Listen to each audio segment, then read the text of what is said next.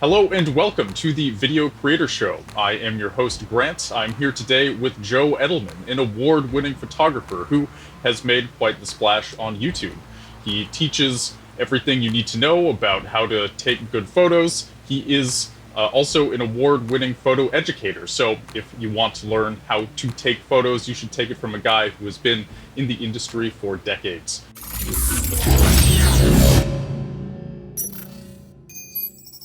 So without further ado, Joe, how you doing today? I'm doing great, Grant. Thanks for having me. Yeah, right on. So the first thing I noticed when kind of watching over your stuff is how long you've been a photographer and how long you've been doing this. So why don't you fill us in on kind of your career over the decades and what that's been like for you? So you're going to start this interview off and go right for the age, aren't you? Okay. So all right, thank you. I'll take that. I have been taking pictures for 52 years. In my defense, I got my first camera when I was 11, but I started working professionally when I was 14. I've done a little bit of every kind of photography professionally, except for landscapes and nature, because I refuse to get up really early in the morning and I don't like being cold. That's been your that's off the table. over the years. But I still don't really know what I'm going to do when I grow up. I just know that it will involve a camera. That's just what drives you? Yeah, basically. I mean, I hate to admit it, but to be really honest, I get bored. I find a new challenge and I give it everything I've got. Once I hate to use the word master because I don't think you ever really master it, but once I've achieved a certain level with it of accomplishment where I feel like I know what I'm doing, unfortunately, I just tend to get a little bit bored. It's maybe a little bit of shiny object syndrome. So I started as a newspaper photographer. I was, determined that I was going to win a Pulitzer by the time I was 25, but you don't really get to decide when you're going to win something like that. And then I moved on. I did portrait and wedding photography, failed miserably at first, but managed to turn it around and, came up with a very, very successful portrait and wedding business. I did commercial advertising. I did food photography, fashion. So yeah, at this point, I'm slowing down a little bit, and I have found out really kind of ironically that I'm maybe actually better at teaching than I am at photography. So it's the perfect opportunity for me to take all of my experience and be able to use it to educate and pass it on. Mm-hmm. And that's a beautiful thing. I think photography can be kind of an intimidating subject, especially it can be expensive to get into. Sure. So you do want to make sure you get good information when you're going into it. I know I just dropped some good money on some decent equipment, and it felt like a real commitment. Sure. So I think good teachers are important, and I'm still kind of dabbling and figuring even the basics out, perhaps.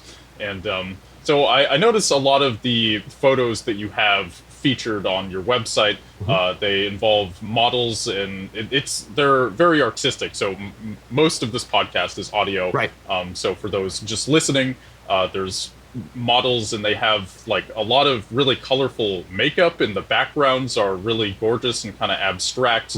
A lot of the clothing is kind of like flowy and almost, I don't want to say flowery, but like colorful. It's very, it's beautiful. It's artistic. Thank you. Is this what it takes to cure your boredom as somebody who gets bored easily? I feel you've done a very good job. Well, thanks. It is a part of it. I mean, I would say that right now, at this point in my career, I get to have a lot of fun with my photography. So I'm, not shooting for clients full time. I have a few clients that I've held on to, but basically my client is my education in terms of what I'm trying to share with people. So a big part of my focus in my education is creativity, and what unfortunately is either a lack thereof or a fear of failing in the process. And so the images that you're describing, frequently, there's not really a category for them, but they're frequently referred to as fashion portraits because they're kind of a portrait, kind of a little bit of a fashion picture, all jumbled together. And it's really an opportunity for me to do things that are way outside the box. And if you were to actually look closely at a lot of those images, you'll realize that the outfits aren't outfits. Oftentimes, the foo-foo that's wrapped around a model's head is nothing more than a $1 roll of cellophane from the dollar store. So I do kind of a lot of DIY styling, a lot of DIY lighting, and it's really meant to motivate people to show them the potential of what they can come up with if they're willing to fail. The best lessons are in the failure. And that's a life lesson, right? That's not just a photography lesson.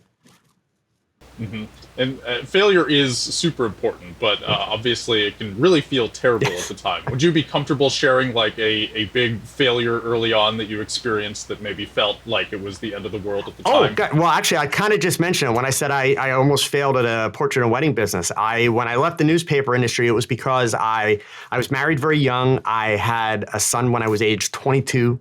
And newspaper work for me was more of a lifestyle, not a job. So that didn't really fit well with having, a young son at home and a family.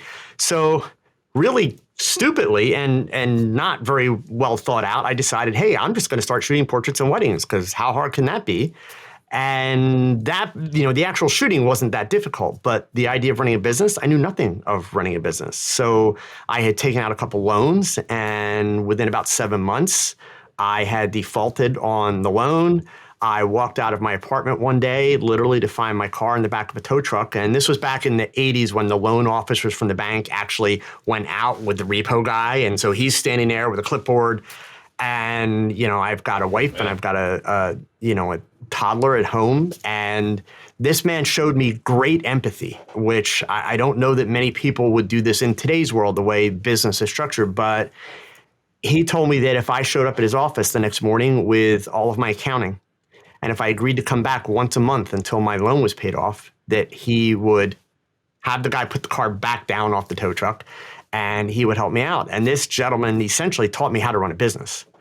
So really kind of saved my bacon, in that sense, because I would have been lost otherwise. And that's a big part of how I turned it around, because the big lesson there for all photographers is if you decide to make money with your camera, it ain't about your pictures.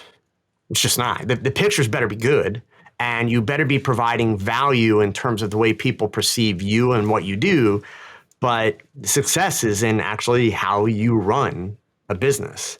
So that was really, and looking back on it now, I can say I was really very lucky. At the time, it didn't feel very lucky, but it was a big wake-up call. Now I use failure as a habit, because one of the downsides, since I was joking about age in the beginning, one of the downsides to getting older is when you're trying to be creative, every time you pick up a camera, there's a certain amount of been there, done that. When you figure I've been taking pictures for 50 plus years, I've shot a lot of stuff. So in an effort to create things that are different, to create things that I'm not bored with, that I haven't done 100 times, the best way for me to do that is to intentionally fail. Frequently, I speak at the big photography trade shows. And so if I'm presenting at a photography trade show and I'm going to be shooting, I'll usually spend about 4 days before that event, and I'll work in my studio with a mannequin. And really the goal of those 4 days is to screw stuff up. It's to do things that are counterintuitive to the way photographers have traditionally been taught you're supposed to do things, and to find different ways to solve the problem. So by giving myself that permission and that space to just take a lot of really bad pictures of a mannequin, by experimenting and seeing what I can do that's different, I'm able to come up with things that in the course of a presentation are, number one, going to really hold people's attention because it's very different. And number two, really empower people to realize they can do a whole lot with very little. I'll give you an example. Photographers love gels, which are the things that turn a light different colors.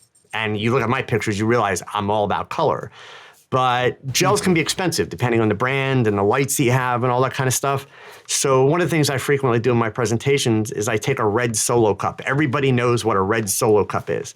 Red Solo cup is the perfect size to fit over top of a speed light, which is a type of flash that a lot of photographers use. And when you slide that red Solo cup over the speed light, it becomes an awesome red gel. And red Solo cups are pretty cheap and inexpensive. So, those types of things are really kind of what comes from it. And so that's kind of been my mission really of the last 5 to 6 years, is these images that you see are really all born from failure intentionally. It's like, what can I do that is not a norm, is not a standard, and how can I turn that into really an empowerment lesson for photographers to do the same? When you've got that client on the line, you've got to deliver a good image. You've got to deliver a good piece of work. But it's important for photographers to give themselves time and space to experiment, to practice, to fail, because that's how they keep their work fresh. That's how they continue to grow. So. And I think that's true to what creativity requires. Absolutely. Because the nature of creativity is that you're doing something novel. It's new. And the thing when you're doing new things is there's not like a rule book. Correct. By definition. Correct. You are just totally going out into the abyss, so to speak. And if you're too afraid to fail, then, I mean, you're never going to be creative. Maybe you'll be able to piggyback off of things that have already been done, and there's certainly a market for that. But if your goal is to really make some new stuff, then, yeah, that kind of fear of failing, as intense as it is, it's good you have found a way to kind of embrace that. Sure. Like, that's pretty hardcore. You go in several days before a convention and just kind of like shooting a mannequin for a while. It's actually, for me, it's become kind of a very almost kind of cathartic process that I really enjoy. In fact, I've turned that element into part of my presentations. Instead of getting on a stage in front of people and just basically razzle dazzle, everything's perfect, everything turns out like, oh my gosh, he's a wizard. I will take a lot of these ideas, and once I flush them out and I know what I'm going to do with them, I will actually go on the stage and fail with it and work through the problem-solving process. Because, in fact, you're one of the few people that I've heard use the analogy of creativity being novel. And the reason I say that is it's unfortunate that so many people, one, either tie creativity to art, or two, in the photography world, one of the plagues that we have is that people tend to tie creativity to what is the latest trend. And, a trend, unfortunately, means that everybody's doing it. And if everybody's doing it, that means basically everyone's copying something. And, it's like a Xerox. Copy is never good as an original, right? So, my working philosophy is if the trend is going to the left and everybody's going that way, you can bet your life I'm over there on the right by myself. And my little thing, it's not necessarily going to be better, but it's going to be mine, right? And it's going to be the space where I'm going to create and I'm going to try and develop things. So I feel like the hardest thing, because creativity is novel by definition, if you're trying to monetize that, make a career out of that, it can be like inherently difficult because you're always doing something new, right? And the easiest way to monetize is to find something that works and to keep doing it and then just scale it up. But when you're always kind of pushing the envelope, that can be difficult. So I guess like you mentioned that when you first started out, you had no idea how to run a photography business. Like, do you have a few, I guess, bullet points or words of affirmation for how you were able to monetize creativity consistently? Well, so I mean, there are a few things. And actually, if I may, I'm going to take the word creativity out of the conversation momentarily, and let's talk about that idea concept, or that business concept, excuse me. Photographers, I think the biggest leap that photographers have to make if they want to make money with their camera is, and I'm saying this since I realize it's a podcast, people can't see me. Please understand I have a big smile on my face as I say this, people, so don't get mad at me. I always like to joke that people who want to be professional photographers, when they make that decision and they call themselves a professional photographer, it's the dumbest thing they're ever going to do in their life. Because what happens is photographers become photographers for one of two reasons, and I've never heard another reason. Reason number one, and this one has some logic to it, but it's still not as great as we think it is. The logic is, wouldn't it be cool if I could make some money with this camera so that I could buy some more gear? That's a very logical concept, but there's still a big flaw. And then the second bigger bad idea is, wouldn't it be great if I could pay my bills with this and just take pictures? So the problem with both of those concepts is the minute that you make that decision and cross that line, it's no longer about you.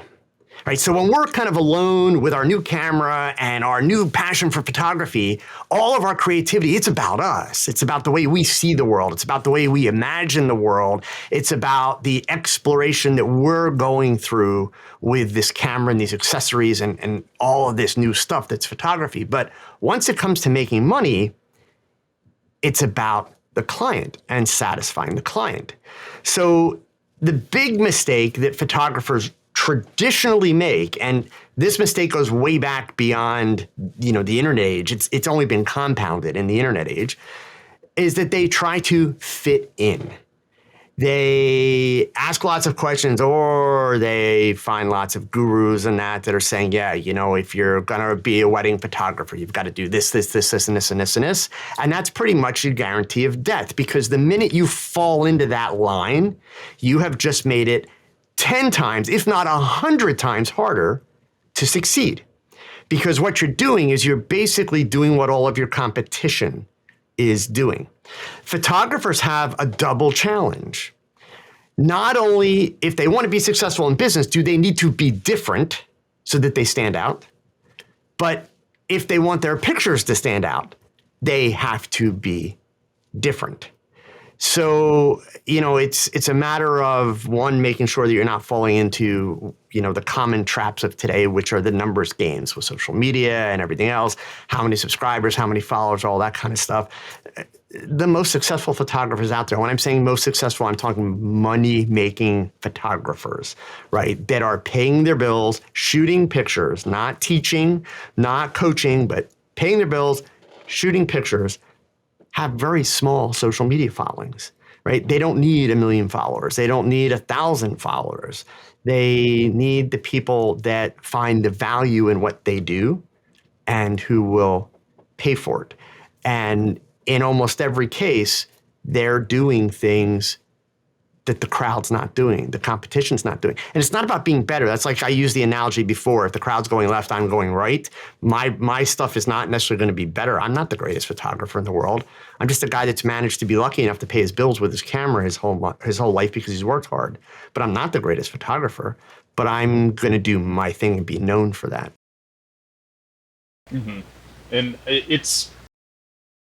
I think what you said about basically doing what you should be doing with, sorry, I had a thought and lost it. It was a long night last night. Okay. This is why we edit this podcast. But what you said about like not following the crowd, this is what I'm getting to, is like you're making things that you believe in, and when you're not trying to follow trends and just obtain higher and higher numbers, then you're kind of building a portfolio that speaks for itself, right? Sure. And I feel like the advantage of that is kind of it's a long game, so to speak. You keep building all of this really amazing work. Whereas if you're just following trends, like you'll have numbers, but I guess like, you're always going to be chasing the next thing, as opposed to kind of having a steady foundation where people come to you. So is that kind of the crux of what you're getting at to here? a degree. I mean, I don't know that I'd even call it a long game. I mean, as far as chasing the trends, the problem with chasing the trend is that you're, again, as I said before, you're just copying. You're not going to stand out as unique. You're making it, the minute you do that, you're making it 10 times, if not 100 times harder to get noticed, period. In my opinion, the easiest way to get yourself noticed is to create some friction. Be contrary. You talk about YouTubing, you're a YouTube coach.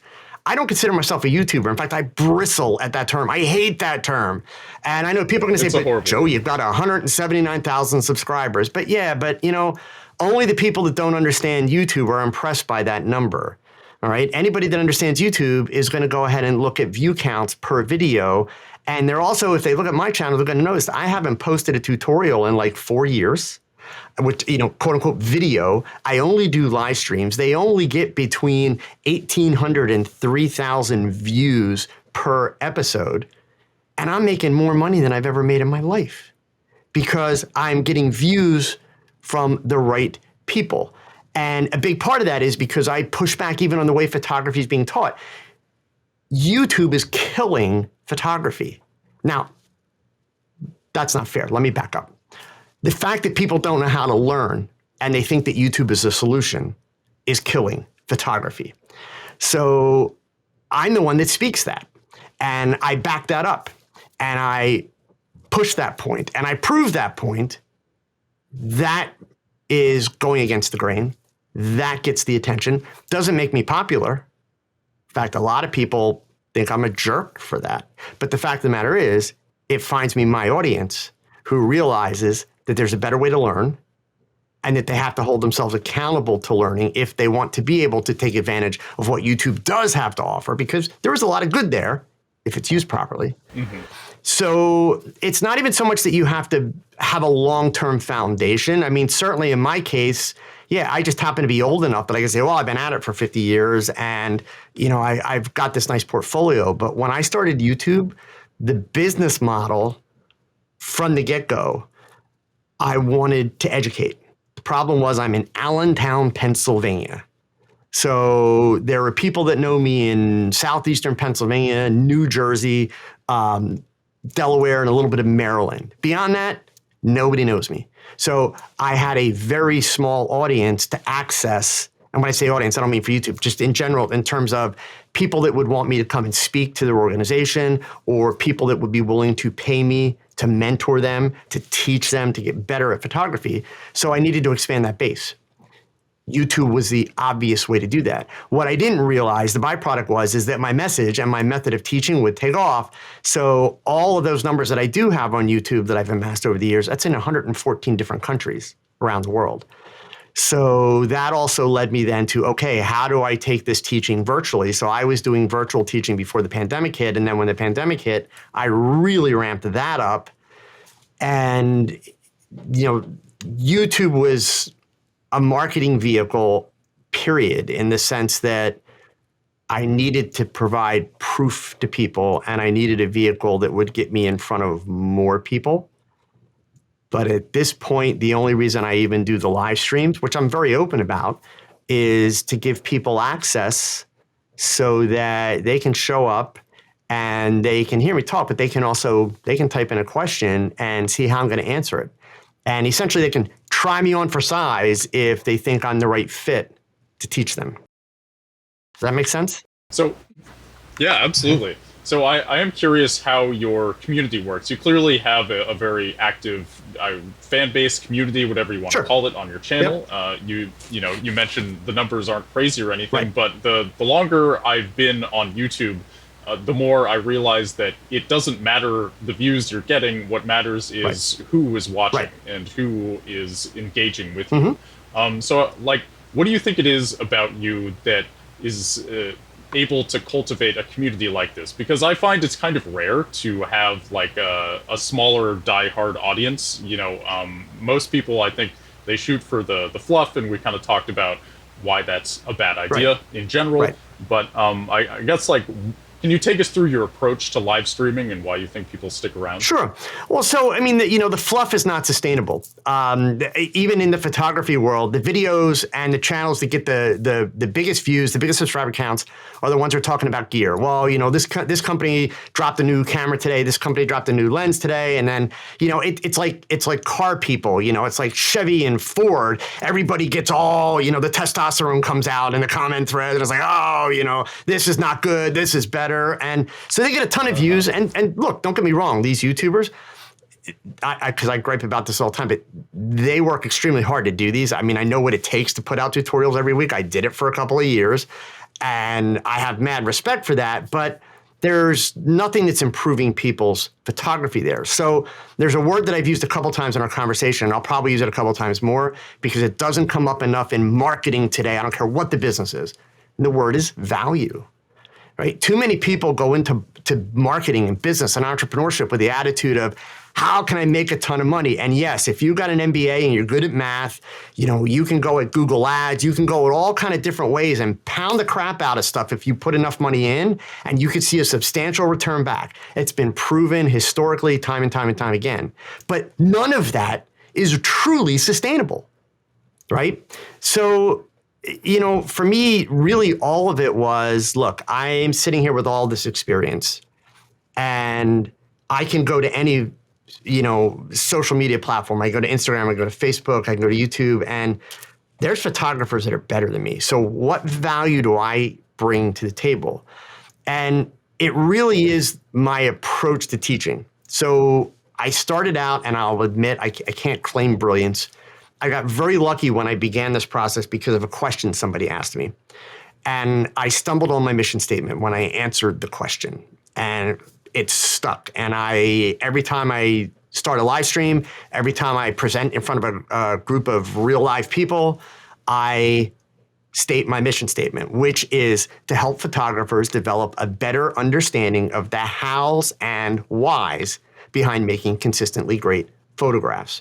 So everything that comes out of my mouth is framed by that. Every article that I write is framed by that. Every video that I've ever done is framed by that.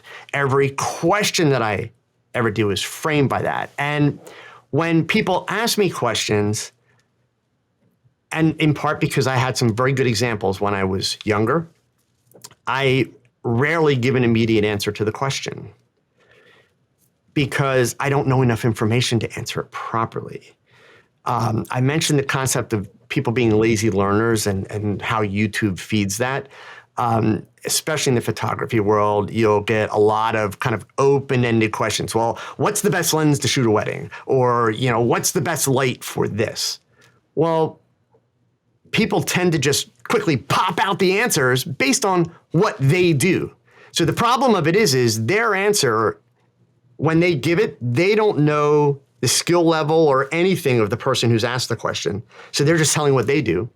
And then the person who asked the question, they don't know anything about the people giving the answer. So they're just getting all these answers and there's no context. There's no actual connection of the information. Mentors that I had when I was a teenager, I would ask them a question and they'd ask me 15 questions back. And really what they were doing was guiding me down the path to solve the problem myself. And if I got to a point where they realized I did not have the knowledge base to do that next step, then it would be like, all right, come here, let me show you something. And then they'd show me a quick something, and then it was go figure it out, learn to solve the problem.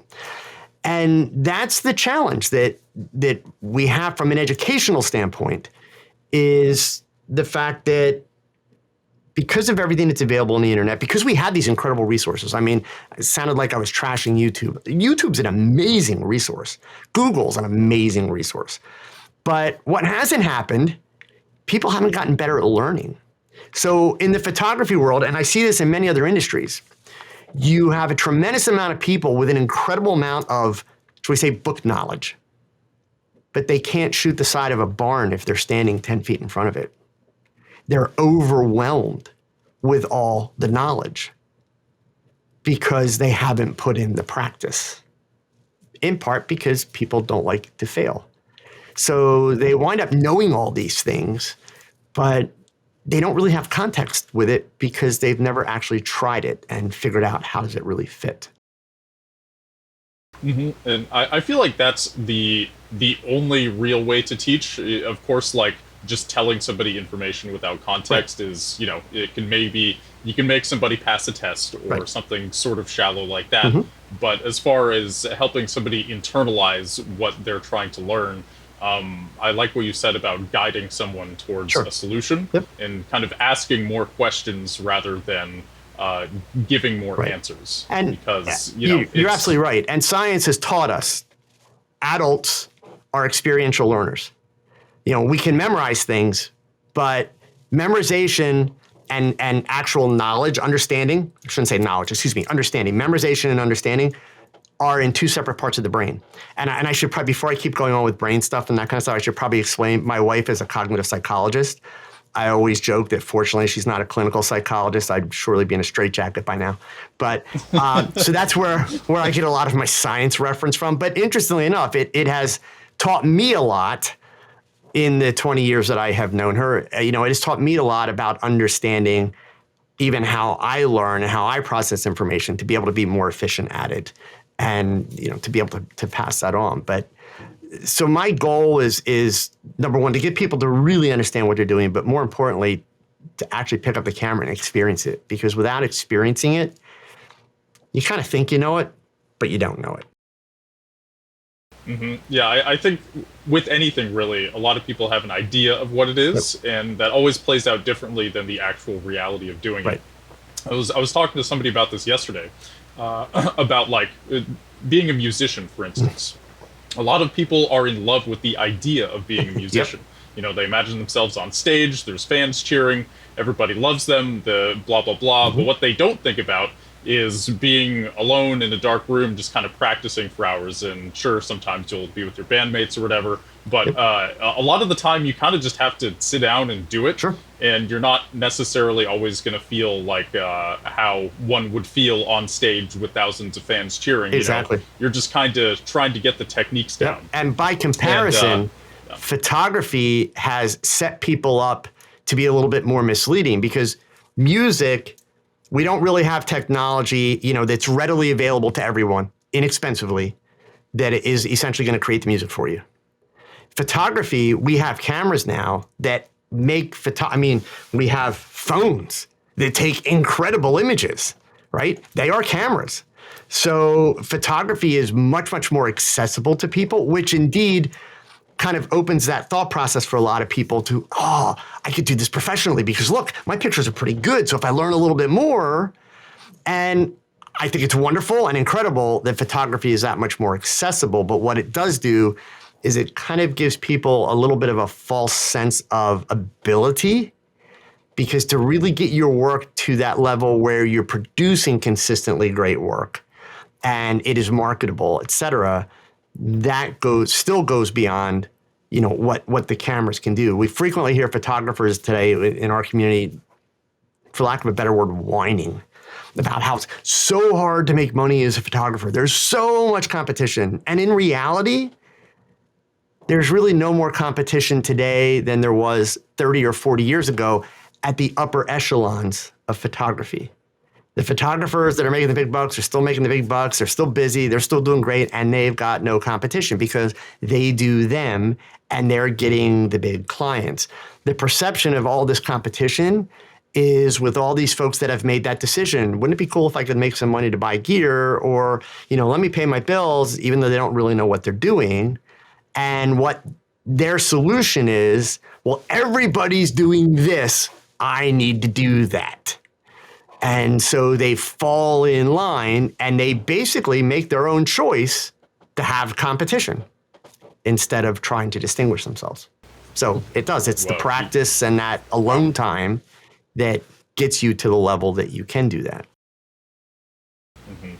wow, that the idea of choosing to have competition is kind of mind blowing. I'm still processing that. A lot right of people now do that. because, Yeah, I mean, they well, don't say 'cause to it seems. themselves they want competition, but that's the choice they're making, right? And a Mhm. lot of marketers today promote that, again, without saying, I want you to have more competition, but they promote it with this idea of, well, yeah, the best way is do Google ads, and this is how you do Google ads, or the best way is do social media ads on Facebook, and this is how you do it.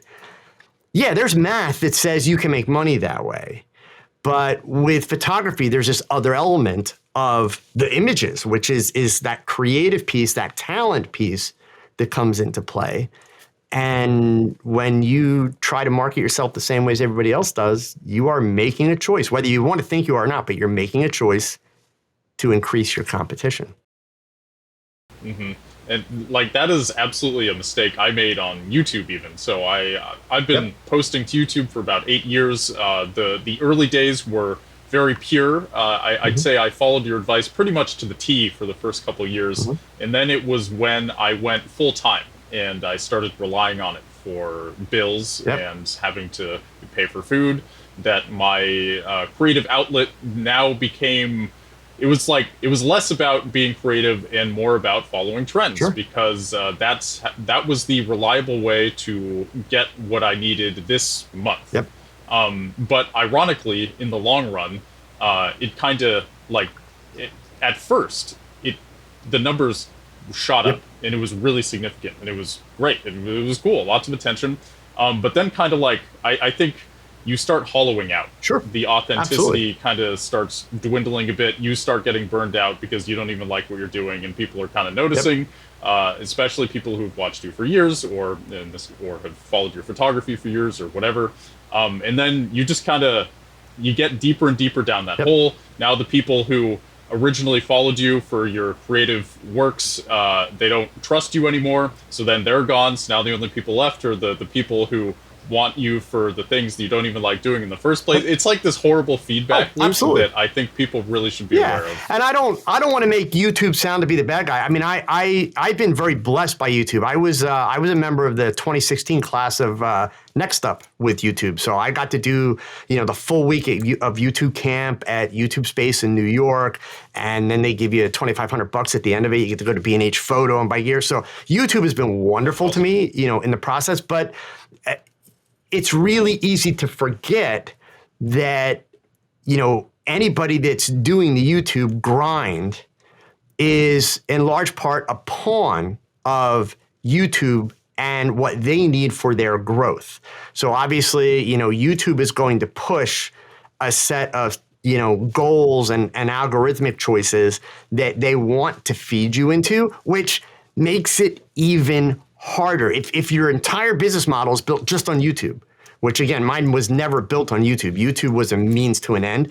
But if your entire business model is built on YouTube, it's actually that much more of a challenge to stand out, because you've got to feed the algorithm. You've got to feed what YouTube is looking for. In fact, ironically, when I did the Next Up Camp in 2016, YouTube had just released live streaming. So they didn't actually have it built into the curriculum for Next Up yet, but they made a point to spend an afternoon with us, really going over the importance of it and all this kind of stuff. And at first, I actually found it really annoying. Like, I felt obligated to do it because YouTube had just invested this time and this money in me, and I was very grateful. But at that point in time, it kind of really didn't fit where I was with the platform and what I was trying to get out of the platform. But I was also kind of scared to death of annoying the algorithm. I wanted to keep everybody happy. Now, at this point, live streaming is great because it's just a way for people to have access. And, I get on YouTube every week and I give people hell for spending time on YouTube. It's like, if you're sitting here watching me, you're not taking pictures, go pick up your damn camera. Like, that's where the learning is, right? If you got a problem that you don't understand, you can't solve, come see me. Let's talk. And then I can help you. So I'm probably the only guy on YouTube that tells people, don't watch YouTube, go take pictures. But so it's, it's kind of been this evolution. But yeah, that's the challenge with social media platforms in general. I love social media. I'm not one of those old guys that, I hate the technology. I'm sitting here in front of 3 big computer screens. I love technology. I'm all over it. I think it's amazing that we have this stuff. But it's really easy to get caught into the trap. And a lot of us are building, and I was guilty of it, building businesses on platforms that we have no control over, where we're putting our content in places we have no control. About 8 months back, I was straight up banned from Facebook because of the security bots. It took me 3 weeks of fighting to get it back, but it was the massive wake-up call where, I had a verified Facebook page. I had a Facebook group with, over 10,000 members, and suddenly I had no access to any of it, like gone overnight, So that was the wake up call. Like, okay, wait a minute, I still think social media is amazing. I have no ill will towards Facebook. It's good that they're putting the security in place. It was because of my tagline, I shoot people. It was just a comedy of errors, and it flagged because there were like 5 or 6 posts in a row where it had the word shoot in it, and that's what flagged it. But there's no appeals process, right? So, it was this realization of like, okay, wait a minute. Social media is great. It's still my best marketing tool, but we need to pay a little bit more attention to how do we build resources and communities and things that are mine, that are ours, that, I'm not relying, or if I'm relying on a company for it, am I able to access the content? Do I own the content? Can I get the content off of that platform easily, migrated somewhere else, that kind of a thing. So. Mm-hmm. Yeah, I think the magic of these platforms is that anybody can post anything. You do have a lot of control. Obviously, in some cases, like yours, the ultimate control is in the hands of the platform itself. but it is easy to have an individual brand, and Oh I yeah. think people feel a pressure in that way to like I don't know, maximize their brand or something. And but it's I think that's a shame because now it's easier than ever to do exactly what you actually want to do. Hmm. You know, I feel like 30 years ago, there was more like if you wanted to succeed in the arts, you really had to kind of infiltrate the institutions, so to Absolutely. speak. Yes. Whereas now you can kind of have your own presence Yep. online and just do your thing. And as long as you're decent at networking, Sure. then people are going to find you, and they're Yeah. gonna, if you're doing good stuff, then I they'll like was it. around. I hate to admit this, but since we've already done the age thing, I mean, I was around when photographers marketed themselves only two ways. You, assuming you were doing good because it was expensive, you took out an ad in the yellow pages, and that's where brides would go to look for wedding photographers. That's where people would go to find a portrait photographer. That's where companies would go to find their advertising photographers. And then the other version was word of mouth. Well, the problem with word of mouth back then, I mean, we didn't think it was a problem. We thought word of mouth was great because it didn't cost any money. But word of mouth could take a year or 2 years to go full cycle. Now, word of mouth can happen like in 60 seconds, which is amazing, right? Because you place a post, that post could be viewed and shared thousands of times worldwide in minutes, which is incredible. And I think that's one of the challenges that a lot of people have today. Marketing in the 1980s, when I started business, and this always freaks people out, but I can connect the dots to every aspect of it. Marketing in the 1980s was no different than good marketing today. Social media is not a form of marketing. Marketing on social media is just that. It's using the technology that is social media to market, to be social. You still have word of mouth. You can still do paid advertising. And at the end of the day, people respond. They have a psychological response to what you're showing or what you're selling. No different than they responded back then to yellow page ads or ads in a newspaper or a billboard on the side of the road. Social media is not an invention of technology. Social media is using technology to be social. So if people would break it down a little bit more, especially older generation that tends to be like, oh, social media, oh, it's so scary, whatever. It's really not. It's no different than what we did back before there was social media. It's just that we're doing it on a computer and we're doing it on the internet. But of course, what happens is all kinds of things happen. Just like people stare at a phone as they're typing, and it's very easy to forget there's a human being that's going to read it on the other end.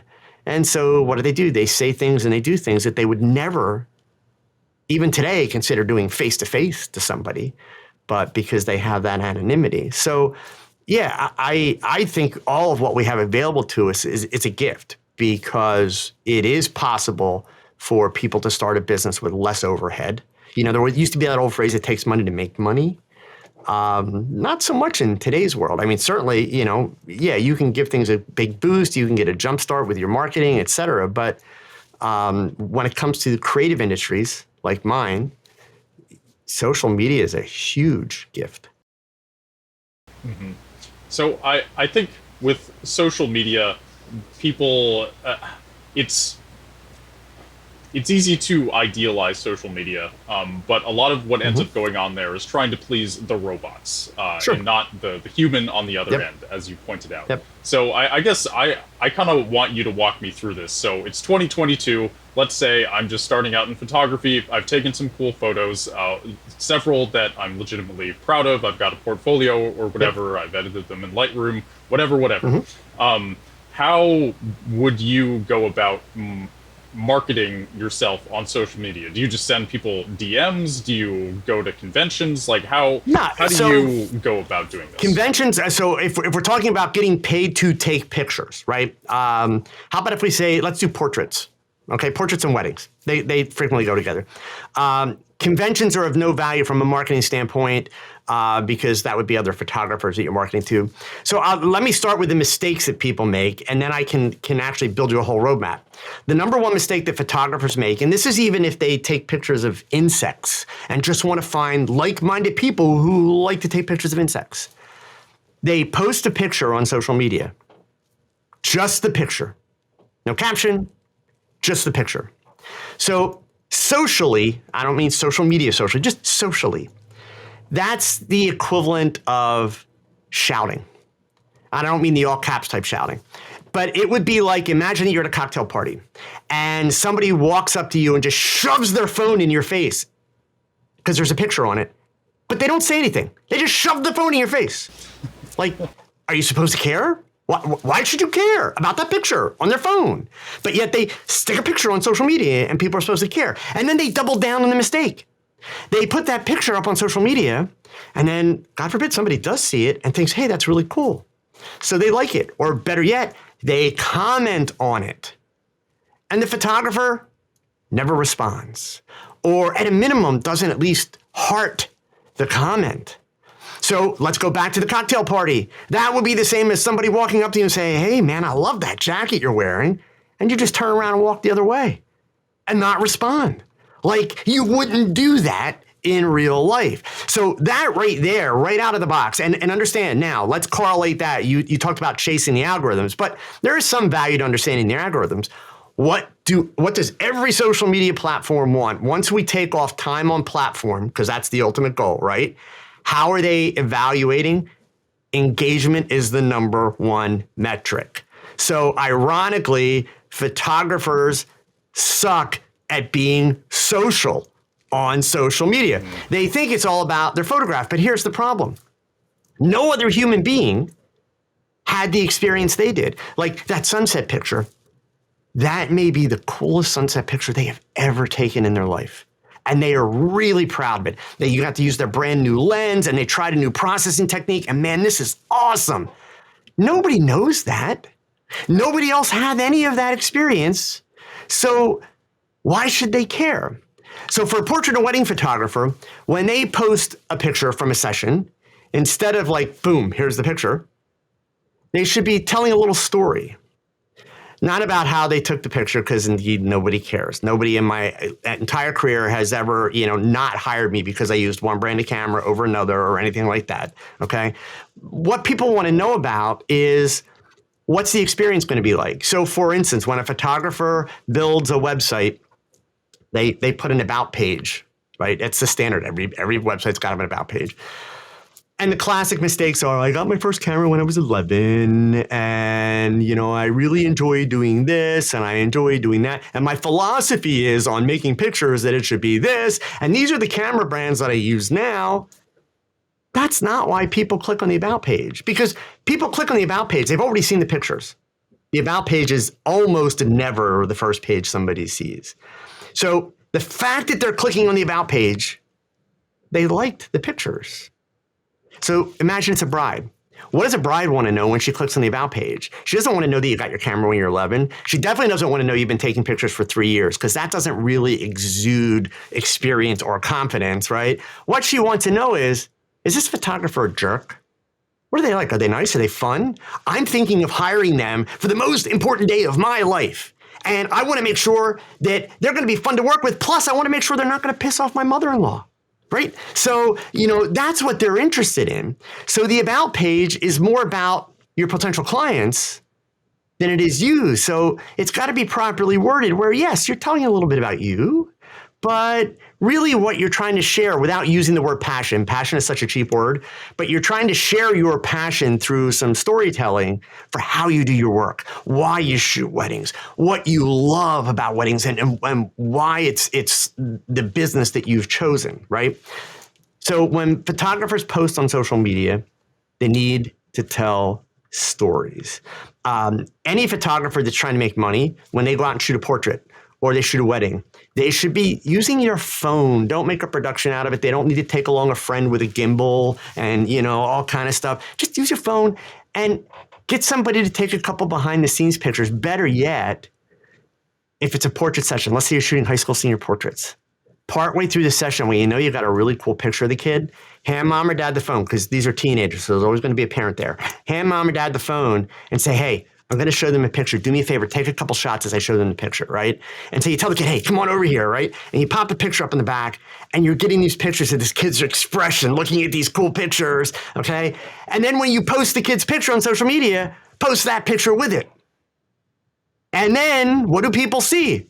A really cool high school senior picture, and the high school senior having the time of their lives with this photographer, right?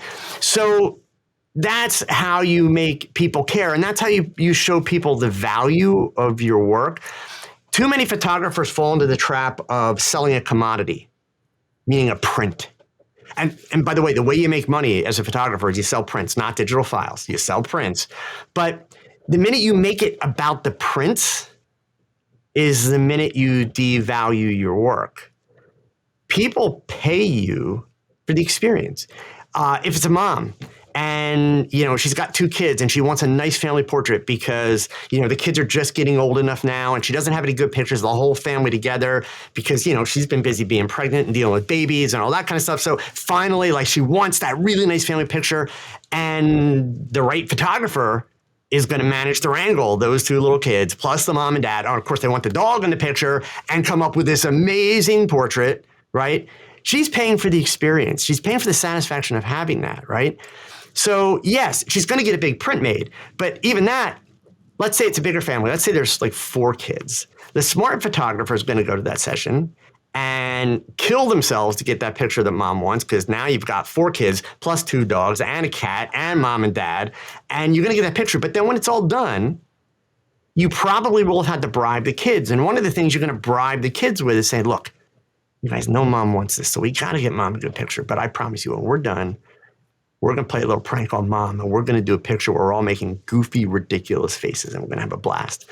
So you get through the session, you do that picture at the end, and then when you go back to show mom and dad the pictures, after they've picked out that picture that mom wants to be able to hang in the living room and order the nice big print and the frame and everything else, you bring that other picture up and you show it to mom, and everybody's going to laugh, and then you say to mom, one suggestion, she's going to buy it. It's just for thoughts, you guys should get a print of that made, smaller print, and we'll frame it, and you hang it in the hallway right outside your bedroom. That way, every night when you go to bed and every morning when you get up, you're going to walk past that picture of your real family and have a chuckle to start your day, right?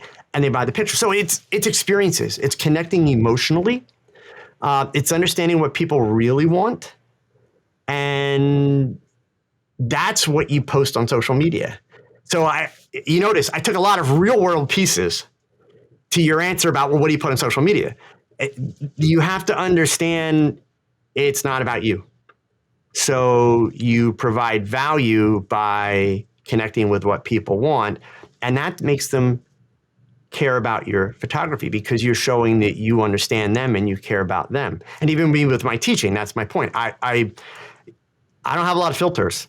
Some people don't like that, and I'm not going to be for everybody. But the people that do like that, they understand I'm tough and I'm direct because I want to see them succeed. And I will match their effort to help them do that if they're putting in the effort. If they're not putting in the effort, I can't help them, and I won't waste my time because I can't just snap my fingers and make somebody a better photographer. So the value is, I will work to connect with what they're doing.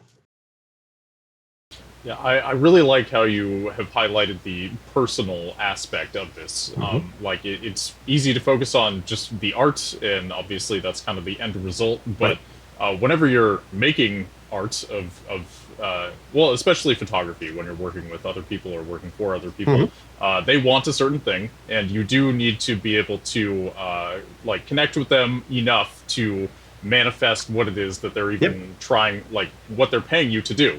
And so if you don't have that part of yourself that's able to interact with other people smoothly, then you're not going to have many returning clients, I would imagine. And, just to be clear, too, it's worth saying, a lot of creative people are introverts by nature, and that's okay.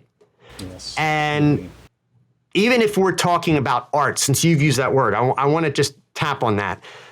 Let's flip the equation a little bit and forget, portrait and weddings, because that's kind of more of a commercialized thing.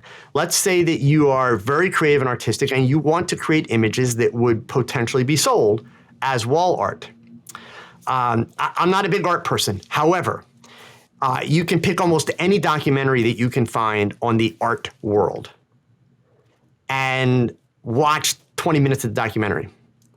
And every time they show an art buyer who buys and collects art, you will guaranteed when you hear them talk about a certain painting that they have, they really don't talk about the painting. They talk about the artist. They talk about the fact that they met the artist. They talk about interesting things about the artist. They talk about why they find the artist fascinating. So they actually talk not about the art. They like the art, and they may say, well, they like it because this, but oftentimes I like it because this was done at a time in that artist's life when they had just gone through this and they were doing this. It always comes back to a story about the person. And that's how people are. People connect with people. So it's not so much, and I know I may have made it sound kind of salesy and markety, and I hope that nobody gets that impression.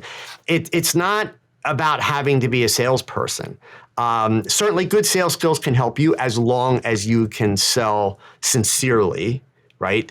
But it's really just about being an empathetic human being and making connections, which indeed, introverted people, that's a little bit more challenging. But I don't want to give anybody who may be considering that the idea that, well, I've got to be really good at sales. No, you do need to put in some effort to understand how selling and sales work. But if you do that, you understand that you don't have to be superficial and artificial to do it. You just need to be sincere. And that's really the key. It's connections. It's humans innately, we all desire connection. And that's really what happens in the art world, even in the commercial photography world. It's about making those connections. The more that you do that, for photographers, the taking the picture part, that's our guilty pleasure. That's our selfish pursuit. But if we want people to care about it, and especially give us money, we've got to find a way to connect our pursuit to them. And that's why your challenge is do what you do to the best of your ability. Always try to do your best. Otherwise, why should anybody else care about it? But do what you do to the best of your ability. And you don't have to have everybody like it. You don't have to have hundreds of thousands of followers. You just need to find the people that are willing to pay for what you do. That's actually the quest, is find your audience. Mm-hmm. And so I'm glad you touched on introverts being very common in the art world. So like for somebody listening to this and they are very introverted and they're interested in getting into this, like, is there anything specific they can do to feel more comfortable? Is it just a matter of like throwing yourself in there, or is there something else they can do to prepare for interacting with potential clients or just people in general? It's little things. Just to give a little backstory, because people don't believe this at this point in my life, I was an insanely shy kid. I would cross the street to not have to say hi to somebody if I didn't know them. In 7th grade, I had a math teacher who happened to be the advisor for the yearbook, and he saw I had a camera, and he gave me 2 rolls of film, and he said, go take pictures. And I did that, and I brought them back, and he gives me another roll of film. And, when you're in 7th grade back then, a roll of film was like, that was gold. So the fact that this guy's giving me film was amazing. But the second time he gives me a roll of film, it's got a 3x5 card, and it's an assignment for the yearbook. And I read it, and my heart sank because I'm in 7th grade. This was an after-school club of 9th graders. These kids never talked to me. I was scared to death of these. They weren't mean. They weren't bullies, but they just never talked to me. I was a 7th grader. So I show up after school, scared to death to go in. I really considered not going and trying to make some kind of excuse. But the door opens and the kid sees me, turns around and yells, oh, the photographer's here. And I'm like locked, like stone, scared to death to walk in. And all of a sudden, everybody in the room, all these people who have never talked to me, comes rushing towards the door. Oh, cool. What do you want us to do? Shall we do this? What do you think about that? And all these kids are talking to me. And then after that, these kids are saying hi in the hallway. And I'm like, oh my God, this is cool. Like, this camera is like my ticket. And that's why my whole life has been about people. But, so I'm going to go back to Google. A simple Google search, this doesn't mean the solution's simple, but a simple Google search will find you lots and lots of little things. I think the best way for somebody that really struggles with being introverted and kind of the whole social interaction thing it's start with little things, because little things allow you to kind of build confidence. So really what it comes down to, it's about changing your habits, because introversion can become a habit, right? You don't talk to people because you feel awkward. So it becomes a habit. I just don't talk to people, right? Or a habit that I avoid people.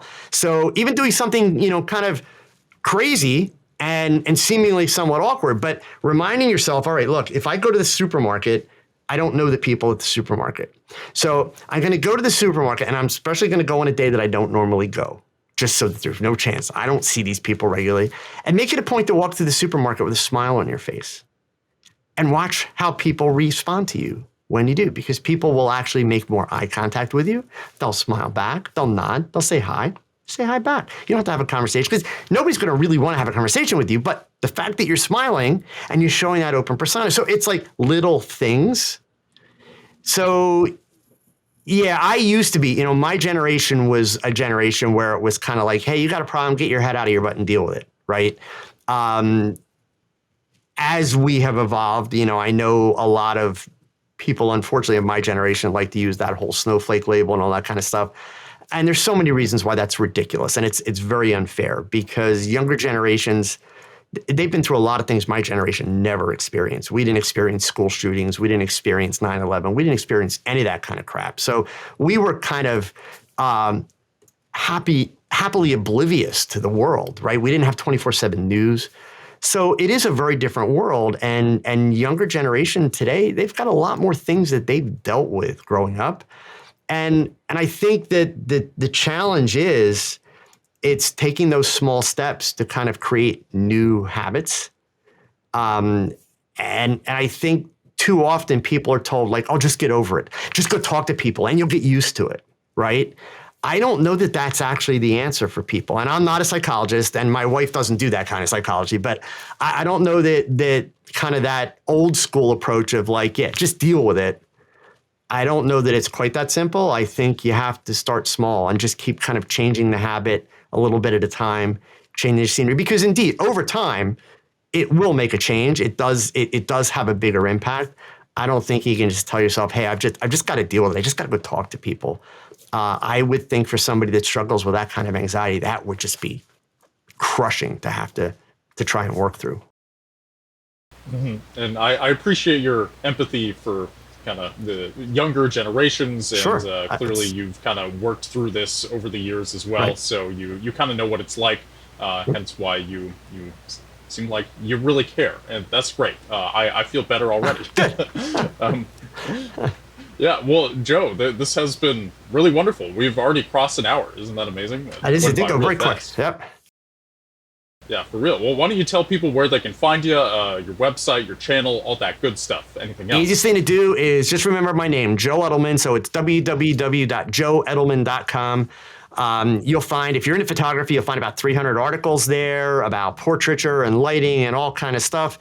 You'll find the links there for my YouTube channel, my Instagram. I will tell you that if you're into portraiture, my Instagram profile, make sure you swipe on all the pictures, because they're lessons. Every one of the pictures that's there includes lighting diagrams, behind the scenes photos. Some of them have little video clips, and read the comments. It's a whole breakdown of how I did the shot, what gear was used, everything. Right on. And there you have it. Okay. Thanks so much for joining me, Joe. I really appreciate your time. It's been a great conversation. And of course, thank you, whoever you are watching this podcast. I will see you in the next one. Bye, everybody. Thanks for having me.